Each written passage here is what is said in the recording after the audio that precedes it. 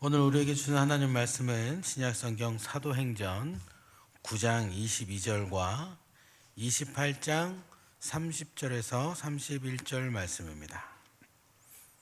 신약성경 사도행전 9장 22절과 28장 30절에서 31절까지의 말씀입니다.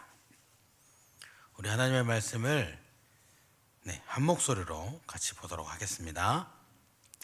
사울은 힘을 더 얻어 예수를 그리스도라 증언하여 다메섹에 사는 유대인들을 당혹하게 하니라. 아멘. 28장 30절에서 31절 말씀입니다. 바울이 온 이태를 자기 셋집에 머물면서 자기에게 오는 사람을 다 영접하고 하나님의 나라를 전파하여 주 예수 그리스도에 관한 모든 것을 담대하게 거침없이 가르치더라. 아멘. 우리 서로 바라보시면서 인사하시겠습니다. 성령 충만하시기 바랍니다. 날마다 때마다 하나님의 말씀을 의지하시고 더욱 예배에 힘쓰시는 우리 일산 영문교회의 모든 성도님들이 되시기를 축원합니다. 이제 새해가 되었습니다. 우리는 2024년 한 해를 주여 치유하게 하소서라는 표어와 함께 동일한 하나님의 은혜를 체험하며 예배를 통해 하나님을 만나면서 지내려고 합니다. 또한 이 땅에 은혜를 부어주셔서 참 치유가 일어나는 것을 두 눈으로 목도할 것입니다. 제가 여기다가 아멘을 써놨어요. 모두 다 크게 아멘 하자고 써놨습니다. 다시 읽을게요. 이 땅에 은혜를 부어주셔서 참 치유가 일어나는 것을 두 눈으로 목도할 것입니다. 우리는 또 올해를 시작하면서 물론 그대로 진행하는 부서도 있지만 새로운 마음으로 일꾼을 새롭게 뽑기도 했습니다. 모든 것이 2024년을 새롭게 보내기 위해서, 그리고 2024년에 하나님과 함께 하기 위해서입니다. 하나님의 영광을 위해서입니다. 올해 방금 우리 최윤영 집사님 기도해 주시면서 다 이렇게 말씀하셨듯이 올해 우리 교회는 많은 일들을 앞두고 있습니다. 당장 오는 주일부터 미래 발전 및 청빙 의견을 나누는 교회 미래 발전을 위한 세미나를 준비하고 있습니다.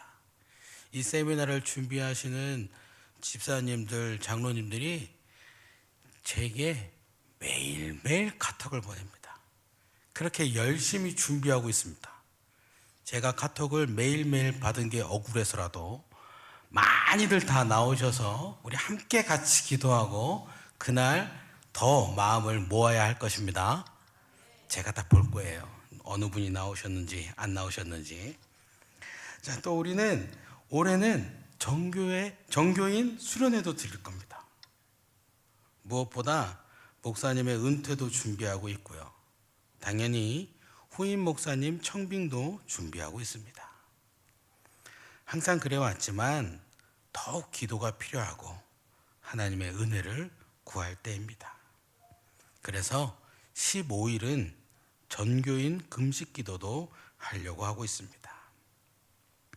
자, 이렇게 새로운 일들을 하려고 하는데요. 당연히 열심히 기도해야겠습니다. 또 어떤 계획이 있는가를 잘 알아두고 기억도 해야 됩니다. 말씀에 더 힘써서 하나님께서는 우리에게 어떤 계획을 갖고 계시는가를 깨닫는 것도 필요합니다. 온 성도가 한마음 한뜻이 되어서 하나님께 간구해야겠습니다. 자, 이 새해는 이렇게 새로운 표, 새로운 계획을 가지고 보낼 건데 여기에서 제가 질문을 하나 드리겠습니다.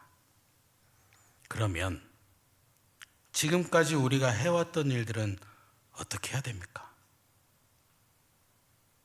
방금 전에도 말씀드렸듯이 계속된 부서도 있지만 각 부서의 임원을 하시던 분들이 해가 바뀌어서 다른 분들로 교체도 됐습니다.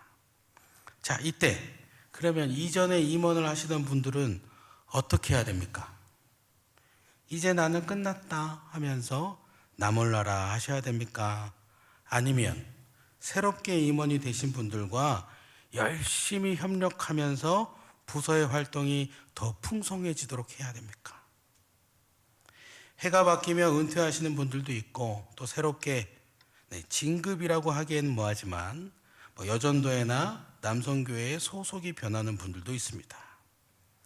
이렇게 바뀌면서 세대 교체가 일어납니다. 이렇게 교체가 되면 이전의 것은 다 지나가고 보라 나는 새 것이 됐다 하면서 내려놔야 합니까? 아니면 세대 교체가 잘 이루어지게 서로 합력하여 선을 이루어야 합니까? 우리 표어가 바뀌었습니다. 주여 치유하게 하소서. 이 표어를 가지고 올 한해 열심히 기도하며 우리 교회의 회복을 위해서 예배와 봉사활동과 교제의 회복들이 이루어지도록 열심히 우리 기도하고 활동할 겁니다. 또 나라의 회복을 위해서 온 세계와 열방의 회복을 위해서 열심히 기도할 겁니다. 자, 그러면 작년의 표 기억나시죠? 안 나세요? 벌써 새 마음이 되셨어요. 자, 작년의 표 복음의 사람 예배자로 살게 하소서는 어떻게 되는 겁니까? 이제는 복음의 사람은 안 하고 예배자도 안 하고 오직 치유를 위해서만 열심히 기도해야 됩니까? 네, 다들 너무나 잘 알고 계시듯이 2024년이 돼서 새롭게 세운 모든 계획들은 그동안 우리가 해오던 것들을 지속하면서 해야 되는 겁니다. 계속 하면서 또 새로운 이 치유하게 하소서라는 표어를 가지고 우리가 기도하면서 해야 됩니다. 자, 그런 의미에서 오늘 말씀을 시작할 때 제가 작년에 계속 하던 걸 안 한 게 있습니다. 네. 이 타이밍에 하려고 안 했습니다. 자, 우리 삶 속에 우리 주님이 스며들어서 날마다 하나님께 더 가까워지자. 이것도 새해가 되었지만 계속 해나가야 되는 겁니다. 그래서 다시 한번 서로 바라보시면서 인사하시겠습니다. 주며듭시다. 네, 주며듭시다. 네, 우리 삶 속에 꼭 우리 주님이 스며들기를 바랍니다. 오늘 우리는 두 구절의 말씀을 읽었습니다. 하나는 바울이 처음 소명을 받고 복음을 전하는 모습을 기록하고 있고, 다른 하나는 바울이 결국 로마에 도착해서 그 로마에서도 변함없이 복음을 전하고 있는 모습입니다. 바울은 다들 잘 아시듯이 복음 전하는데 모든 삶을 건 사람입니다. 예수님을 알지 못하던 시절에는 예수님이 하나님의 아들이신 것을 모르고 예수님과 관련된 사람들을 잡으려 다녔지요. 우리 아들들을 잡으러 가야 할까요? 그런 그가 예수님을 만난 후에 완전히 변했습니다. 그리고 그때부터 오직 예수님만을 위해서 살았습니다. 복음이 온 세상에 전해지도록 노력하면서 지냈습니다. 사람들이 복음을 받아들이도록 하는데 온 힘을 다하면서 지냈습니다. 사도행전 말씀을 쭉 읽으면 바울은 참 많은 곳에서 복음을 전합니다. 그는 복음을 전하기 위해 3번의 선교 여행을 떠날 정도로 수많은 곳을 다녔습니다. 또한 로마서부터 빌레몬서까지 수많은 선교 편지도 보낸 사람입니다. 이처럼 사도 바울은 오직 복음만을 위해서 살았습니다. 우리도 단기 선교를 다녀봐서 알지요. 한 지역에 선교를 가려면 많은 계획이 필요합니다. 그냥 며칠부터 며칠까지 어디 갔다 온다가 아니라 그곳에 복음이 심어질 수 있도록 열심히 기도하고 오랜 기간을 준비해서 하나하나 다 잘 계획해서 갑니다. 단기 선교도 그런데 바울처럼 오랜 기간을 선교한 사람이 얼마나 많이 계획을 세웠겠습니까? 바울은 매일매일이 복음을 전하는 삶이었고 매 순간순간이 선교 계획을 세우는 삶이었을 것입니다. 그런 바울이 선교 계획을 세울 때 한 지역 끝나고 다른 지역으로 가면 지나간 선교지는 돌아보지 않았을까요? 새로운 곳에만 계속 포커스를 맞춰가며 복음을 전했을까요? 아니면 1차, 2차, 3차로 나눠진 선교 여행이니까 1차는 그래도 한 번의 계획을 세워서 갔다고 하고 2차 여행을 갈 때 1차 선교 지역들은 아예 돌보지 않았을까요? 3차는 1, 2차 지역을 나몰라라 했을까요? 우리 바울이 기록한 서신서를 보면 바울은 자기가 어디에 있든지 한 번 지나온 선교지에 대한 관심을 계속 갖고 있던 것을 알게 됩니다. 그래서 그는 자기가 그 지역에 갈 수 없을 때, 다른 지역에 있어야만 할 때, 심지어는 감옥에 있을 때조차 각 교회의 사정을 듣고 그 일들의 해결을 위해서 편지를 보내고는 한 겁니다. 그래서 바울의 삶을 보면 오늘 우리가 말씀에서 봤듯이 9장에서 예수님을 만나자마자 복음을 전하던 바울이 변함없이 28장 로마에 가서까지 이 사도행전 말씀의 마지막 부분에서까지 한결같이 복음을 전하고 있는 것을 볼 수가 있습니다. 이처럼 복음의 일은 지속되어야 하는 것입니다. 변함없이 진행되어야 하는 것입니다. 항상 한결같은 마음으로, 항상 한결같은 모습으로 계속되어야 합니다.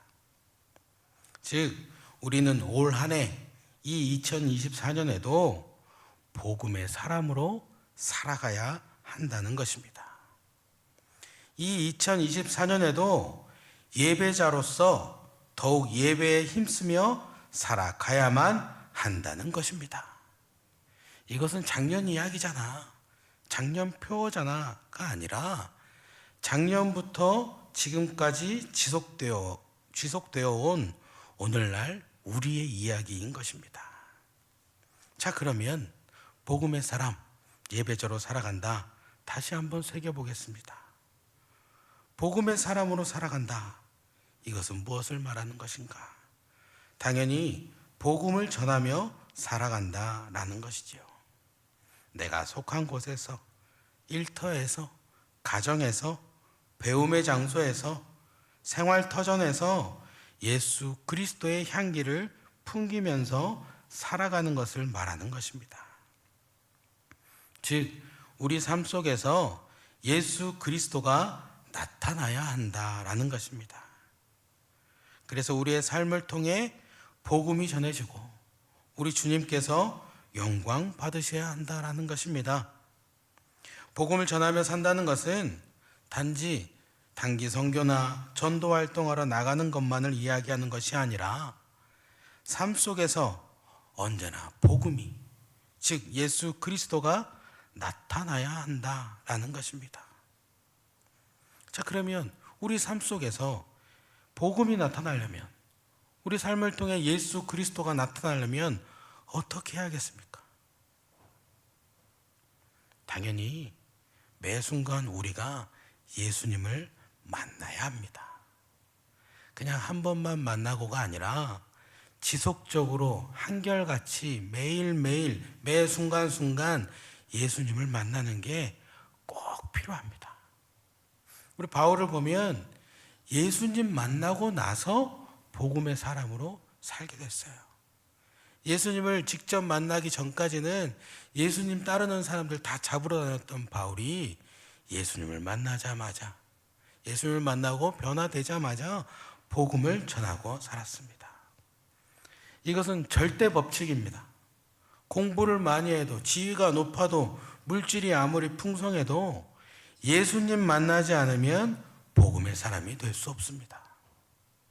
예수님을 만난 사람만이, 예수님을 내 마음속 보좌의 주인으로 모신 사람만이 복음의 사람이 될 수가 있는 것입니다. 즉 우리 일산영문교회 교인들의 특권입니다. 우리만 할 수 있어요.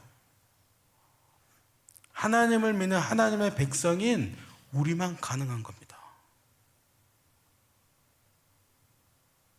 왜 어깨가 더 안 펴지죠? 콧대가 더 높아질 일입니다. 나만 할 수 있는 일. 복음의 사람으로 살아가는 것, 복음을 전하며 살아가는 것, 삶 속에서 복음이 나타나는 삶을 살아가는 것은 우리만 할 수 있습니다. 이것을 항상 기억하셔서 올해도 매 순간 한결같이 예수님을 만나는 우리 모두가 돼서 우리 일산영문교회 모든 성도님들께서 복음의 사람으로 계속 살아가시기를 소망합니다. 자, 한 가지가 더 있습니다. 예배자로 살아간다. 자, 예배자로 살아간다. 이것은 예배를 드리면서 살아간다라는 것이죠. 우리 모두 예배를 드리니까 그러면 이거에 대해서는 더 이상 이야기할 필요가 없겠네요. 코로나 이후로 예배 드리는 방법이 참 다양해졌습니다. 이제 모든 교회는 거의 방송국이 되었습니다. 모든 성도들은 집에서 스마트 기기를 조금만 만질 줄 알면 예배 영상을 볼 수 있게 됐습니다. 그것도 이제는 내가 다니는 교회만이 아니라 전국 어느 교회든지 볼 수 있게 되었습니다. 어쩔 수 없는 상황에서 예배를 드릴 수 없는 수단들이 이렇게 많이 생겨난 것이죠. 한편으로는 감사할 일입니다. 그런데요, 이 목적이 조금 변질되기도 했습니다. 이제 이 방송 예배는 교회에 출석하지 않아도 되는 좋은 핑곗거리가 됐습니다. 물론 모두가 그런다는 것은 아닙니다. 정말 이 방송으로라도 예배를 드리는 것이 필요한 분들도 있습니다. 그러나 충분히 교회에 와서 함께 예배를 드릴 수 있음에도 불구하고 영상 예배를 드리는 성도들이, 영상 예배를 이용하는 성도들이 생겼습니다. 영상 예배의 폐단만을 이야기하는 것은 아니고요. 우리의 인식이 그만큼 변해버렸다는 것을 말씀드리려고 하는 겁니다. 언제부터인가 예배를 드리는 것이 내가 할 일을 하지 않고 내가 쉬는 것을 포기하고 내 시간을 희생해서 드리는 것이 되어버렸습니다. 우리는 그동안 항상 예배를 최우선으로 하면서 예배 먼저 드리고 내 삶을 살아왔었는데, 예배를 통해 먼저 하나님을 만나고 하나님의 말씀을 듣고 예수 그리스도를 만나고 복음을 충전하고 내게 주어진 삶의 자리에 나가는 게 우리의 삶의 모습이었는데, 이제는 예배가 피곤한 것이 되었어요. 예배가 내가 할 일들 다 하고 내 삶을 영위하고 시간이 남을 때, 내가 하고 싶은 것들 다 하고 다 이루고 그 후에야 한 번씩 예배 드리는 것이 당연한 것처럼 되어버렸습니다. 이거는 아주 하나의 단편적인 예를 보여드리면, 저 라떼 얘기 안 하려고 그랬는데, 제가 고등학교 3학년 때는 다 학교에 나가야 됐죠. 우리 고3들 되면은 뭐 공부하러 학교를 나오라고 하잖아요. 고등학교 3학년 친구들이 예배를 드리고 학교를 가려고 일찍 일어나가지고 일부 예배를 드리거나 아니면 학교에다 얘기를 해서 9시에 예배니까 예배만 드리고 오겠습니다. 그리고 학교를 갔습니다. 근데 지금은 고3이 되면 수업 뭐 그런 거 없어도 그냥 고3이 된 그 순간 교회에 나가지 않는 게 괜찮아, 고3이 공부해야지가 됐습니다. 아주 단편적인 고3 학생들 이야기만 가지고도 이렇게 변해버렸어요. 고3임에도 불구하고 하나님을 만나고 예배 드리는 게 우선이어가지고 예배 드리고 학교 가려고 했던 모습에서 내가 고3인데 무슨 교회를 가 공부해야지. 내 할 일을 하는 걸로 다 바뀌어버렸어요. 고3만 그러겠습니까? 고3보다 더 피곤한 우리 직장인 여러분들은 어떻겠어요? 내 몸이 피곤하니까 나 좀 자고 쉬고 그리고 그래 일어날 수 있으면 교회를 가볼게. 제가 아는 한 청년은 주말에 하는 축구 경기를 다 본 후에 아침에 내가 일어나 있으면 교회를 옵니다. 요즘 주말에 외국에서 프리메라, 스페인, 영국에 있는 모든 축구들을 다 보여주잖아요. 그걸 열심히 늦게까지 다 보는 거예요. 우리나라 선수가 나오지 않아도, 손흥민이 나오지 않아도 다른 경기에도 열심히 다 와요. 그리고 못 일어나면 어쩔 수 없지. 뭐가 우선이 됐는지 하나도 모르겠습니다. 예배자로 산다. 이것은 예배가 1번인 삶을 산다라는 겁니다. 예배가 최우선인 삶을 살아간다라는 겁니다. 자, 우리 작년에 표어가 복음의 사람 예배자로 살게 하소서. 이 표어대로 산다면 우리가 작년에 예배를 최우선으로 살았어야 한다라는 건데 제가 한번 여쭤보겠습니다. 매 순간 예배가 최우선으로 살아오셨습니까? 아멘이 크길 바랬는데. 자, 단지 며칠 전에 작년만 해도 우리가 실패한 이 예배 1번인 삶을 사는 건 어떻게 살아야 가능할까요? 이것도 다들 잘 알고 계십니다. 하나님 만나야 됩니다. 예배를 드릴 때마다 하나님 만나는 거예요. 이 방법밖에 없어요. 아까 예수님 만나야 복음의 사람이 된다고 했던 절대 법칙처럼 예배를 드리며 살아가는 걸, 예배를 최우선으로 살아가는 거는 예배를 드릴 때마다 하나님 만나는 거, 이것이 또 절대 법칙입니다. 예배를 드리면서 우리 하나님을 만나면요, 당연히 이 예배가 가장 큰 기쁨이 됩니다. 세상에 그 어떤 것이 하나님 만나는 것보다 기쁘겠습니까? 이 가장 기쁜 일이 예배를 통해 이루어져야 되는 겁니다. 당연히 이 예배는 우리 삶의 1번이 되는 것이죠. 우리가 예배를 통해 하나님 만나려면 어떻게 하겠어요? 예배 드리러 올 때만이라도 할 일 좀 버리고 오십시오. 오늘 했던 일 좀 버리고 오십시오. 교회에 와서 내가 해야 되는 봉사 좀 잊어버려도 됩니다. 일 좀 버리고 오십시오. 제가 매일매일 저희 아내에게 하고 싶은 말입니다. 일 좀, 애들 돌보는 것 좀 잊어먹고 쉬어라. 안 쉬어요? 아픈데도 안 쉬어요. 우리 예배 드리면서 하나님 만나면서 뭐 하는 거예요? 하나님 품에서 쉬는 거예요. 근데 우리 예배 드리러 와서 안 쉬어요. 오늘 못했던 일들 생각 많이 합니다. 이따 집에 가서 해야 될 일들 생각 많이 합니다.